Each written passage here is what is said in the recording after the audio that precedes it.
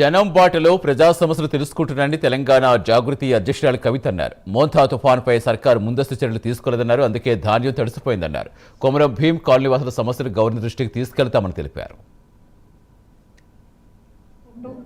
ఆ సమస్యల్ని మీడియా మిత్రుల సహాయం ద్వారా ప్రభుత్వాల యొక్క దృష్టిని ఆకర్షించి వాటిని పరిష్కరించాలనేటటువంటి ఒక ఉద్దేశంతో జాగృతి జనం బాట కార్యక్రమాన్ని చేపట్టడం జరిగింది.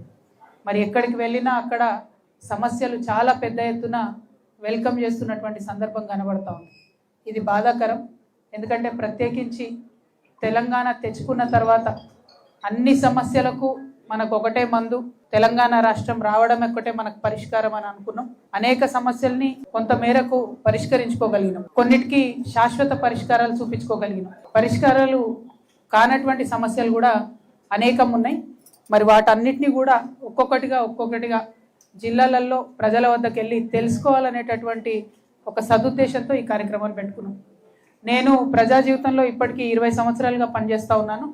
ప్రజా జీవితంలో ప్రజలకు దగ్గరగా ఉన్నటువంటి మాకు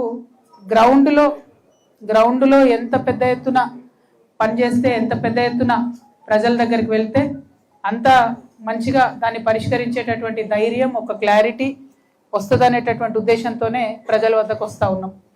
మరి ఇందులో భాగంగా నిన్న ఆదిలాబాద్లో ఎంటర్ అవడమే కాటన్ మార్కెట్కి పోయినాం.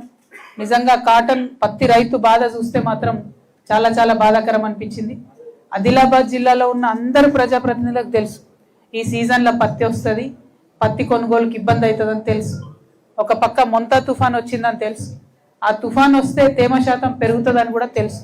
కానీ ఇక్కడ ఉన్నటువంటి బీజేపీ ఎమ్మెల్యే గారు కావచ్చు, ఇక్కడ ఉన్నటువంటి బీజేపీ ఎంపీ గారు కావచ్చు, మరి ఇక్కడ ఉన్నటువంటి ఏ నాయకులైనా కాంగ్రెస్ కానీ బీఆర్ఎస్ కానీ ఎవ్వరు కూడా కనీసం ముందస్తు జాగ్రత్త అన్న తీసుకోలేదు, ముందస్తు ఆలోచన అన్న చేయలేదు.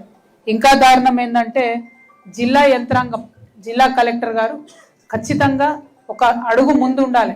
మా జిల్లాలో ఈ ఇబ్బంది అవుతుంది అనేటటువంటి యాంటిసిపేషన్తోని ప్రభుత్వం మీద ఒత్తిడి పెంచాలి. కానీ అటువంటి పరిస్థితి ఇక్కడ నిన్న కనబడలేదు. మేము గత వారం కింద మహబూబ్ నగర్ పోయినప్పుడు కూడా చెప్పడం జరిగింది, బాగా వాన పడుతున్నది, తేమ శాతం పెంచి తీసుకోవాలి, రైతులు ఇబ్బంది పడే పరిస్థితి ఉందని చెప్తే కూడా ప్రభుత్వం 1 వీక్లో మొత్తం పోయిన వారం అంతా కూడా జూబ్లీహిల్స్ ప్రచారం మీద ఉన్న శ్రద్ధ పత్తి రైతుల జీవితాల మీద లేకపోవడం అన్నది దారుణం. కాంగ్రెస్ పార్టీ వరంగల్కు రాహుల్ గాంధీ గారిని తీసుకొని వచ్చి రైతు డిక్లరేషన్ అని చేసి రైతులకు ఏదో చేస్తామని చెప్పి మాయమాటలు చెప్పి ఓట్లు వేయించుకొని వాళ్ళ అధికారంలోకి వచ్చిండ్రు. కానీ ఏ ఒక్క రైతు కానీ, అది వరి పండించే రైతు ఇవాళ సంతోషంగా లేడు, మక్క పండించే రైతు ఇవాళ సంతోషంగా లేడు, పత్తి పండించే రైతు సంతోషంగా లేడు, సోయా పండించే రైతు సంతోషంగా లేడు.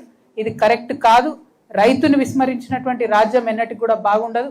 ఒక పక్క మీరు వాళ్ళకు బోనస్ ఇస్తలేరు, ఇంకొక పక్క టైంకి రైతు భరోసా మీరు ఇస్తామన్నంత అమౌంట్ ఇస్తలేరు, ఇంకొక పక్క యూరియా ఇయ్యలేకపోతున్నారు, ఇంకొక పక్క కరెంటు పోతున్నది. మరి ఇక రైతు వ్యవసాయం ఎట్లా చేసుకోవాలి?